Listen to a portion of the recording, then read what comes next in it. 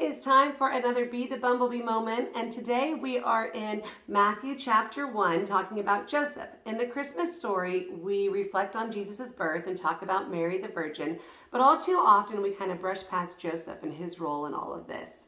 Joseph was a direct descendant of King David, engaged to Mary. When Mary comes to him and says, hey Joey, yeah, I'm pregnant by the Holy Spirit.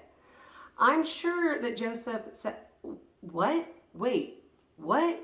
You're pregnant by the who?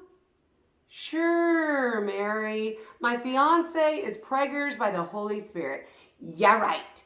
In fact, the Bible tells us that he had planned to divorce her. But let's pick it up in chapter 20 and see what happens. But after he had considered this, an angel of the Lord appeared to him in a dream and said, Joseph, son of David, do not be afraid to take Mary home as your wife, because what is conceived in her is from the Holy Spirit. She will give birth to a son, and you will give him the name Jesus, because he will save his people from their sins. Talk about a bumblebee moment, right? Not only are you being asked to take your pregnant fiance home as your wife, but hey, that baby she's pregnant with, yeah, that's the Messiah.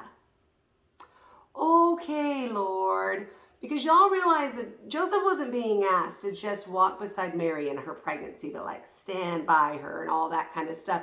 He was also being asked to step into the role as Jesus' earthly father. The Bible tells us that Jesus was both fully God and fully man.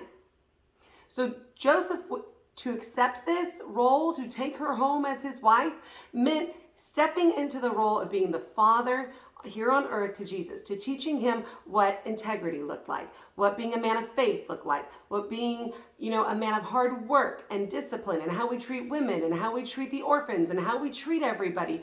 That would rest on Joseph's shoulders to be the example to his son. I'm pretty sure that I would have told God, no, you got the wrong guy. I do not have wings big enough to carry out this purpose, Lord. You're going to need to find another bumblebee.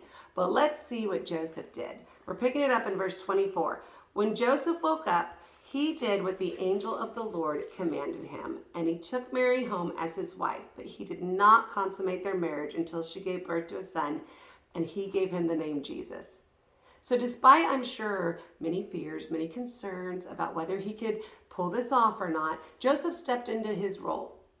He decided to fly out the purpose that God had placed upon him to be the earthly father to Jesus. So to the parents out there, I just want to encourage you. You are bumblebees. You are bumblebees pouring into your children, and you are more than capable of being the bumblebee God has called you to. God has entrusted you with these children. Just like he entrusted Joseph with the charge over Jesus to be his earthly father, he has entrusted you to be the earthly parent to these kids. And as you dig into him and as you press into Jesus and you read his word, you're able to effectively pollinate your children, who will then go out into this world and pollinate the world for Jesus. Do not discount yourself. I know sometimes the burden is hard. Our wings feel too small. Our bodies feel too big. And we just think, God, I don't even know if I'm doing this right. I've got 3 boys, y'all. And the older they get, the more I feel like, God, I don't know what I'm doing. But because of whose I am and who he says I am, I know that I can fly out this calling on my life to be the bumblebee that he has called me to be, pollinating my children and other children around me. So don't disqualify yourselves. Be the bumblebee parent that God has called you to be. Have a great week, y'all.